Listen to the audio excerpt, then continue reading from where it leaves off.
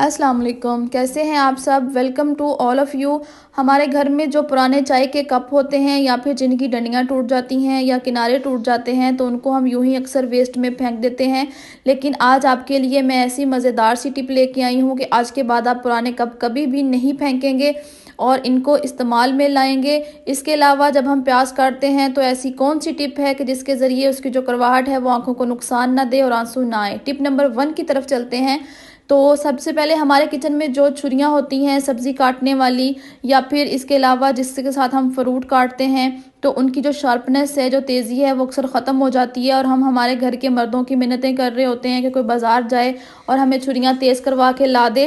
तो आज के बाद आपको किसी को भी कहने की ज़रूरत नहीं पड़ेगी, खुद ही घर में किचन के अंदर ही खड़े होकर आप छुरियाँ तेज़ कर सकते हैं। इस तरह हमारे घर में जो पुराने चाय के कप हों या फिर जिनको हम इस्तेमाल नहीं करते या जिनके किनारे टूट जाते हैं तो उसको हम इस्तेमाल कर सकते हैं। इसको हम उल्टा करके रख लेंगे। इसके जो पिछला किनारा होता है वो बहुत ही शार्प हो चुका होता है। इसके साथ छुरियाँ बड़ी मज़े की तेज़ होती हैं। तो करना हमने यूँ है कि कप को इस तरह से उल्टा करके रख लेना है। उसके बाद उसको मज़बूती से पकड़ लेना है। फिर उसके ऊपर छुरी को हमने रगड़ना है। पहले उसकी एक साइड की हमने रगड़ेंगे और उसके बाद दूसरी साइड से भी उसको रगड़ लेंगे।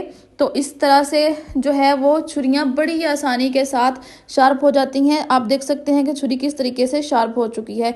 ऐसे ही आपने जो दूसरी छुरी है उसको भी उठा लेना है और कप की पिछली साइड पे इसको रगड़ना है और इसको भी तेज़ कर लेना है। इसी तरीके से सारी छुरियाँ आप तेज़ कर सकते हैं। टिप नंबर 2 की तरफ चलते हैं।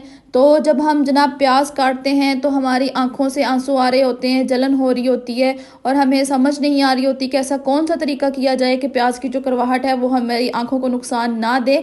तो सबसे पहले जब हम प्याज को जो है वो हमने अच्छे तरीके से छील लेना है।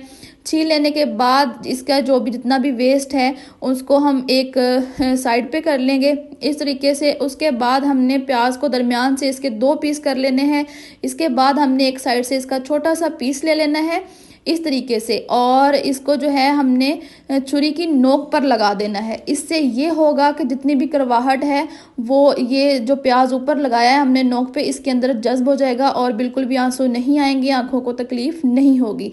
जी तो जनाब आपको कैसी लगी मेरी टिप्स। अगर आपको मेरे किचन हैक्स और मेरी टिप्स पसंद आई तो लाइक कर दीजिएगा। इसके अलावा मेरे चैनल को सब्सक्राइब करना मत भूलिएगा। इसी तरह की मज़ेदार सी टिप्स के लिए, ट्रिक्स के लिए और किचन हैक्स के लिए जुड़े रहें, बने रहें मेरे साथ। मुझे दीजिए इजाज़त। अल्लाह हाफिज़।